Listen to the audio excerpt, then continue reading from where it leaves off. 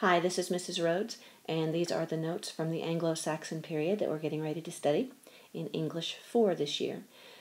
Britain's monarchy system is over 1,000 years old, and today, even though they do have a figurehead of a queen, the monarchy system is actually a constitutional monarchy in which ministers, headed by a prime minister, rule the country. Parliament is the lawmaking body made up of the House of Commons and the House of Lords. The Anglo-Saxon period that we're studying lasted from 449 until the Norman conquest in 1066. All the information that you find here is going to be found also in your textbook from pages 3 to 5, in case you would prefer to read that. English literature began when 3 Germanic tribes, known as the Angles, the Saxons, and the Jutes, began invading the island of Britain in 449 AD. The word English actually comes from the word Anglish, from Angle. Today we consider the writing of the time to be called Old English, and if you look carefully at the writing over there on the left, you can see how different it is from what we use today. Even though most of the letters are the same, I don't think you can make sense of much of it at all. And I think that's actually a page from Beowulf that I found. Romans, who ruled most of the known world by 250 BC, had invaded Britain years earlier, and British history is first actually mentioned in Roman historical documents from Julius Caesar. Caesar was the first Roman general to visit Britain, and he wrote a description of the 2 early tribes that he noticed there. They were the Picts, which means painted faces, and the Britons, or the Celts. There was a second group of Celts known as the Gaels, and they lived on a smaller island called Eire, and that later became known as Ireland, or as we call it today, Ireland. The Romans returned to Britain in 43 AD. Caesar wasn't there very long during his stay. But they returned in 43 AD, and they stayed there for more than 300 years. When the Romans adopted Christianity in 4th century, so did the Britons. And while the Romans were there, the Britons relied on their military strength for protection. When Rome began to fall, and the Romans left Britain to defend their own homeland, the British Isles were left defenseless.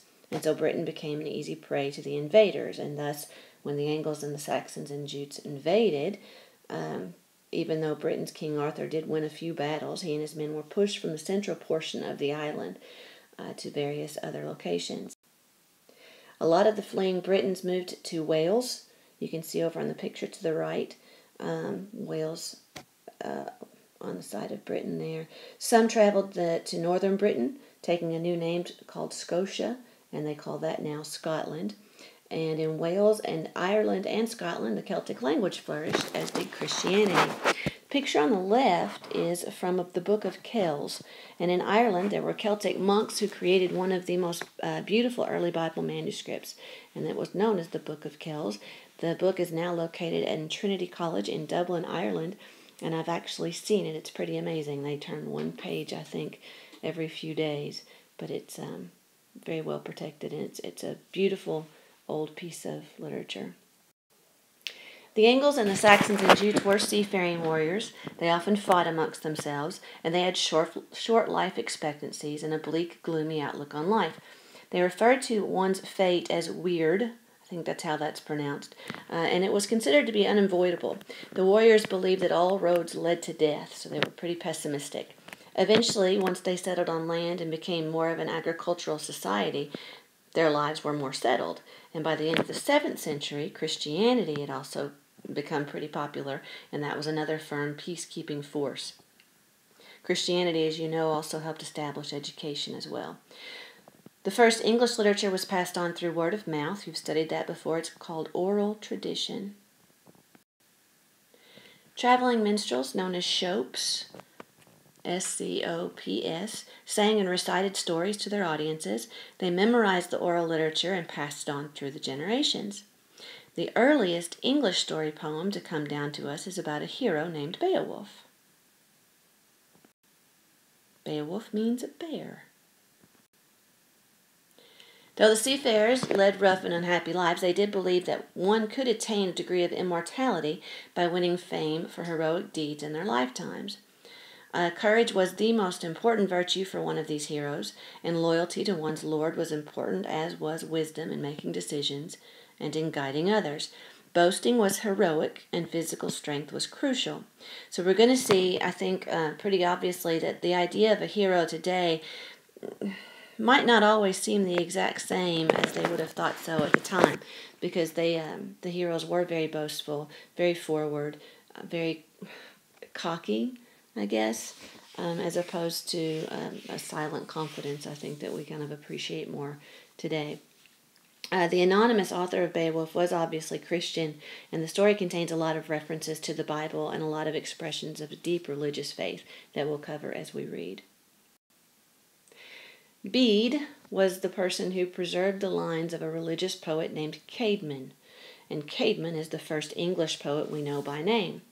Bede and some other monks also composed their own literature, which is considered the first written literature of the English people.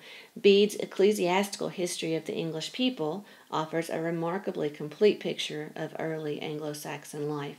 Bede did write in Latin, which was the language of the church, and Alfred the Great was the era's most important political leader, and one of the things he did that was so important was that he encouraged people to write in the language they spoke, which would have been Old English.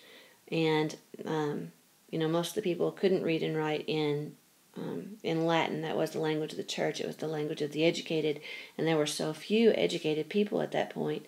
But Alfred tried to get people to have people educated in the English language, and that was a pretty significant move. The terms from the unit you need to know, at least some of the terms you'll need to know, and a lot of them are things you probably remember from the past. An epic is a long narrative poem recording the exploits of a hero who represents the ideals of a nation. And we studied that when we studied the Odyssey. There we go. Your freshman year. Lyric poems are poems that reflect emotions. Scribes are the ones who recorded literature through the written word. Alliteration is the repetition of initial sounds in neighboring words. Caesura is a complete stop. Oops, let me see if I can correct that while you watch. There we go. Within a line of poetry. A kenning is a metaphorical two-word phrase commonly used in Anglo-Saxon works. For example, the ring giver is the king, or a whale road would have been the ocean. The vernacular is the language of the people, in this case Old English. A metaphor, a comparison between two unlikely things in which one thing is said to be another. An allusion is a reference to something else within a work. Enjambment is the continuation of an idea or complete thought from one line of poetry into the next. A limerick is a witty 5-line poem, rhymed A-A-B-B-A, in which lines 1, 2, and 5 have the same meter, and lines 3 and 4 have the same number of fewer beats. And I think we're going to try to practice writing one of those if we get a chance. Foreshadowing is the use of clues by the author to suggest what will happen later in a story. And a simile is a comparison between two things using the word like or as.